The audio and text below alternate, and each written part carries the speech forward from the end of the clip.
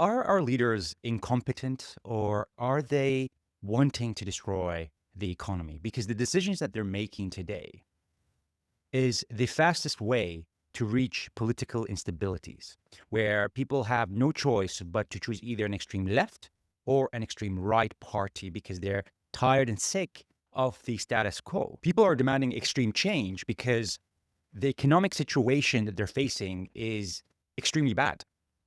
It's very difficult to afford housing, food, healthcare, especially in the US. And when hardworking people struggle to afford the basics, they're going to try to take things in their own hand and they're going to vote for extreme change. We see this happen every time there is a terrible economic situation. And all of this is to do with high inflation. High inflation is destroying the economy. And the reason why we have high inflation is because of the decisions that our leaders are making. There are three things causing high inflation. But before we go into those three things, two of which are in our hands and one isn't really in our hand directly or in the short term. What is inflation? To keep it simple, inflation is simply the increase in the price of goods compared to a year ago or a month ago. Now, we are told that inflation is only 3% or 4%. But actually, that doesn't match up to reality. Because the way that they calculate inflation is they take a basket of goods, such as different types of food, such as cars, such as rent and electronics, and they give a weighting to each of those goods based on how much people spend on them. And then they average it out to get a figure of 3 or 4%. But the problem is for a lot of people, that basket is not representative of their spending.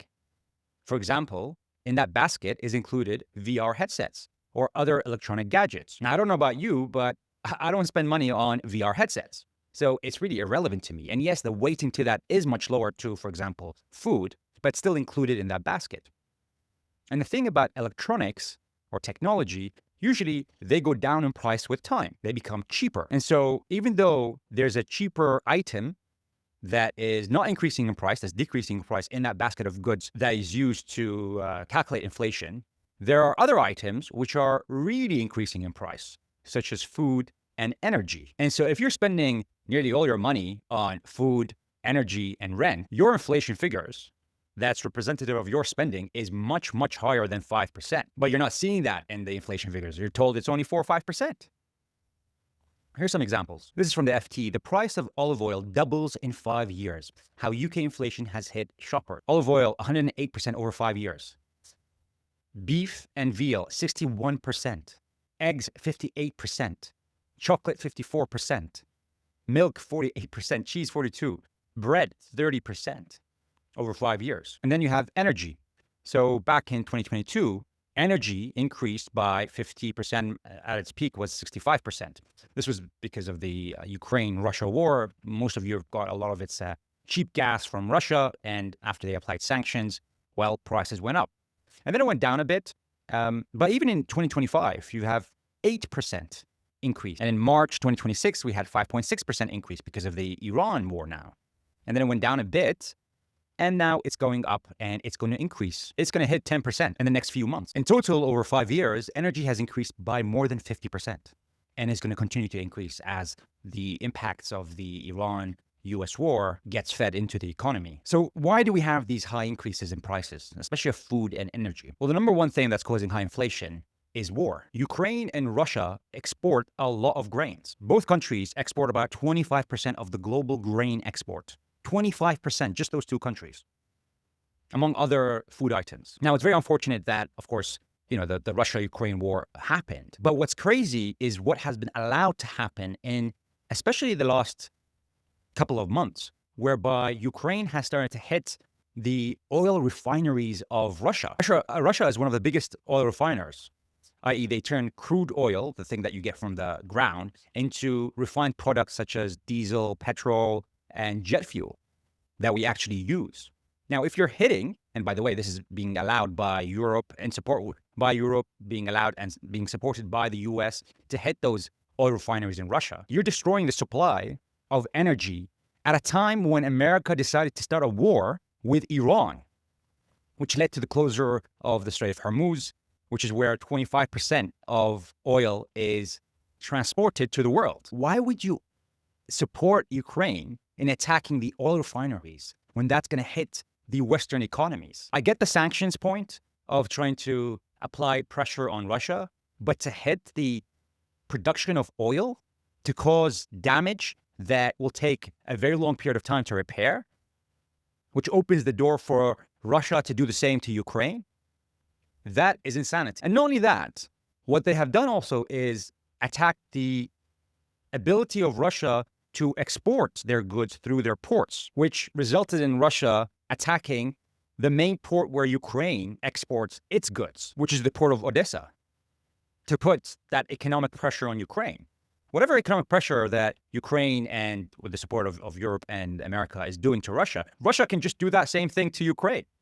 And I understand the whole point of Ukraine. They're trying to impose a cost on Russia so that they accept Ukraine's terms.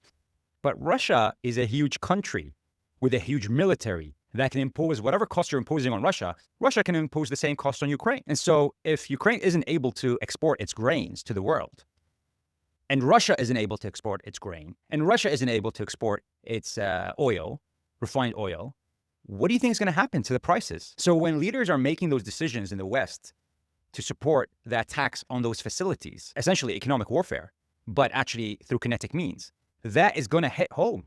And that is hitting home for all of us, which is going to create political instability in every country in Europe and the US. When you start a war with Iran, while they're trying to negotiate with you twice, not once, they did this year and they did last year, which obviously is going to result in the closure of Hormuz, the Strait of Hormuz, where 25% of oil is exported from, where a third of fertilizer is exported from.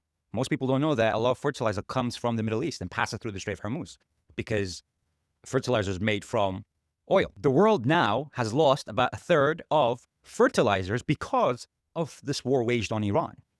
Well, then obviously food prices are going to continue to increase. We're going to have a very big food problem by the end of this year and next year. Not only that, they're doing this at a time when we have a huge El Nino situation. And this is the second thing that's going to cause prices to increase, which is the climate situation. Now, I know a lot of people don't want to or don't believe that the climate is going to impact food prices, but we are seeing changes in the weather. In Europe, we have had extreme heat waves that is destroying not just woods, but a lot of crops. Check this report. El Nino said to be the strongest in living memory, says the Met Office. Now, what is El Nino? El Nino is a naturally occurring weather pattern which happens about every 2 to 7 years, lasting for around a year.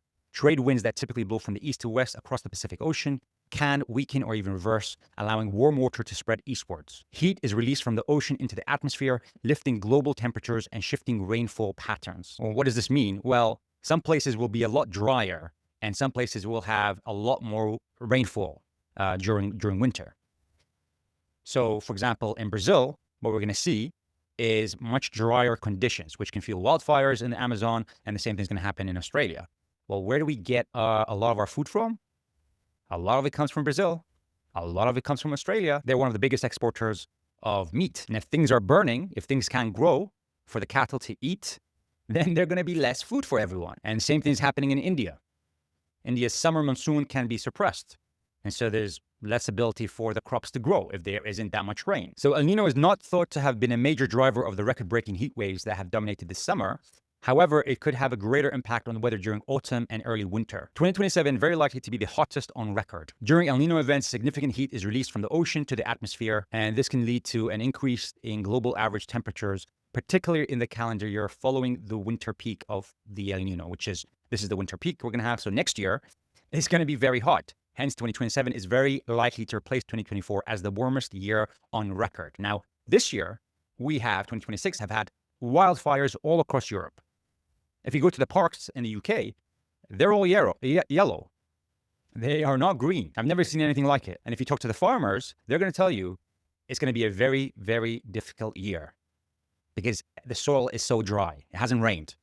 This is the longest period we've seen in the UK where it hasn't rained. And it rains a lot in the UK. So while we're having these wildfires and extreme heat waves in Europe and all across the world, our leaders are choosing to wage war that is impacting energy prices, that is impacting the ability of countries to export food at a time when we're going to have very difficulty it's going to be very difficult to grow these foods because of these extreme weathers. Now, some people will say, well, it's Russia who invaded Ukraine. Whatever your belief about that is, the current situation is that our leaders are choosing to extend this war to not just military targets, but towards the economy and the infrastructure of those countries, which is also resulting in retaliation in the same method. We're seeing that between Russia and Ukraine, and we're seeing that between Iran and the region. What do you think is going to happen when you decide to hit the oil infrastructure in Iran? What is Iran supposed to do? Just not do anything regarding that? And I'm not justifying what Iran is doing, but logically, there's going to be a retaliation in the same way that's happening with Russia and Ukraine. When you go after the ports, when you go after the oil refineries, when you go on the infrastructure of the country, that country is going to reciprocate that. It's just common, it's just logical thing that you'd expect. And so for our leaders to support that at a time when inflation is extremely high is insanity. So the two things that's causing inflation is the extreme weathers that we're having and the wars that are being waged. And the third thing is the debt. Europe and a lot of countries have such a high debt that it's resulting in people believing that the only way for those countries to manage this debt is to print money. And printing money results in inflation and high mortgages. Let me explain that. In America, they've just hit 40 trillion in debt. 40 trillion. Now, when Trump first entered into the office in 2016, that number was 20 trillion. So it doubled in 10 years. Now, this is not all to do with Trump. Obviously, there was Biden in the middle of that, which also contributed to that debt. But the problem is the government deficit, i.e. how much they're spending versus how much they're getting in terms of tax and other avenues, is growing. We're hitting 6% deficit as a percentage of GDP right now, which is insanity. So when you have the debt increase to such a high number where the interest on that debt is now the biggest expense of the government, more than the military that they spend on in the US. The number one expense of the government is now the interest on the debt. And then comes the military. And the US military is the biggest military in the world. When you have that situation and you put into legislation, the beautiful bill that reduces taxes, which impacts mostly the richest of people, that's a problem. You're not tightening the budget. You're essentially having a credit card and you're just spending whatever you want to spend on that credit card. I mean, look at those numbers over here. This is a problem for a lot of countries. So this is the percentage, the debt as a percentage of GDP as of December 25. So it's 6 months before. So these numbers have changed slightly, I would say. So Venezuela is number one. It's at 309% debt to GDP. The year before that, it was 169%. So it nearly doubled. Japan is number two. It's at 250% of GDP. And that's why they're in big trouble with the yen, with the Americans trying to support them. That was recently. Sudan, it's 188%, but it actually reduced from 263%. So they're going in the right direction. Sudan is. Singapore, 170%, extremely high. Eritrea. So Greece is the first European country, the highest for Europe, which is about 150% debt to GDP. Then comes Italy, 137%. And then comes the US, now it's about 125%, or actually around 130% now. That number is only going to increase because it's going to be harder and harder to pay off that debt as time goes. As more debt you have, it's harder to pay that debt. Then comes France, 116%, Canada, 114%, Belgium, 108%. The UK is actually not bad compared to other countries, 95%.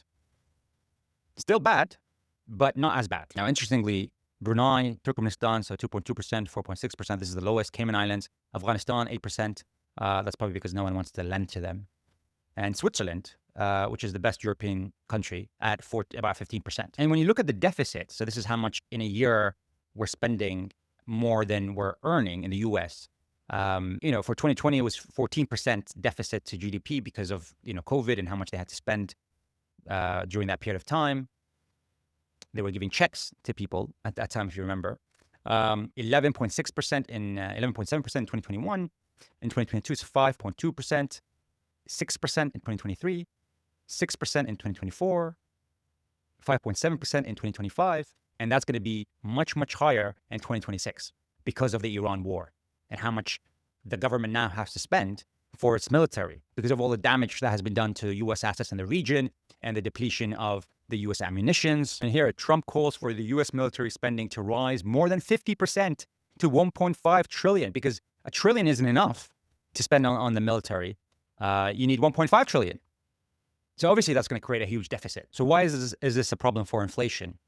Because the more debt you have, the less people will lend you money because they're worried about you being able to pay for that money. And so what governments usually do is that they print money. The central bank will print money and buy the government debt. So it's kind of almost like, even though it's supposed to be independent, the central bank, but they're kind of part of the government. And so it's the government printing money to buy the debt of the government. And when you print money, you have more money in circulation and the value of money decreases. And actually that causes inflation. So if something costs $1, but there's now more money being circulated, the value of that money goes down. So that $1 item is going to be more because there's more money chasing that good. That's called monetizing the debt. And it's one way for the government has either the option of reducing its expenses or really monetizing its debt, aside from defaulting on the debt.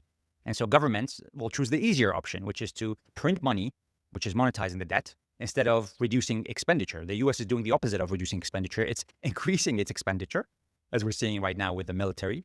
And at the same time, it's reducing its taxes. And so it receives less money and it's spending more, which increases the deficit as a percentage of GDP. And so you're borrowing more. And so you have to print money to buy that debt. And when people believe that there is, the government's going to print money to deal with the debt problem, inflation goes up, the value of money goes down.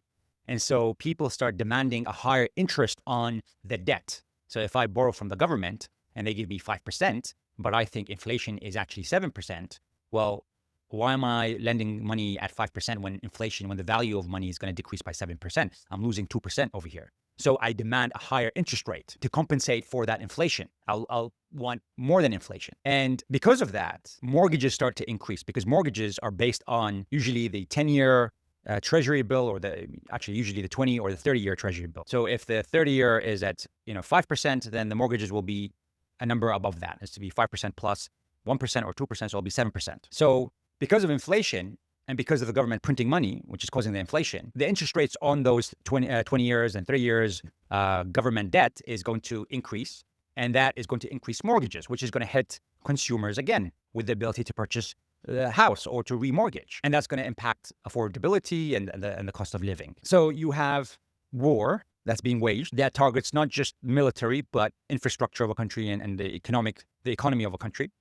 You've got a change in weather that's causing the ability to produce food become more difficult, which is increasing prices. And you've got a huge debt problem that's resulting in the interest rates being much higher than they are, and mortgages being impacted, and the government printing money, which causes more inflation. Those three things are causing the huge problem that we have. Now, we can't deal with the weather, like short term.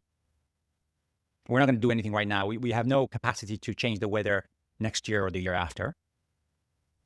But war and the government expenditure, that's something that we can deal with right now. But we're choosing not to deal with them. We're actually making them worse. We're escalating the problem by waging more war, by spending more money. 1.5 trillion on the military. It's insane. And that's causing inflation. That's causing people not being able to afford things. So when you see the inflation rate of 4%, it's not 4%. For the majority of people, it's 10%. It's much higher in some years. And so these are very obvious. There's obvious solutions to this. You have to end the wars, or at least stop hitting the infrastructure of those countries that impact the whole world, or wage new wars, such as in Iran, and obviously spend less money instead of increasing your expenditure at a time when the working population is being reduced, and so there's less taxes, and the aging population is increasing, which means more expenditure on healthcare and care. We'd love to know your thoughts about where do you think, where is the mind of our leaders when they're making those decisions? And why can they not see the obvious solution, which is you have to focus on the economy here if you want stability in the country? We'd love to know your thoughts on that. If you did like this video, do hit the like and subscribe, and we'll see you very, very soon.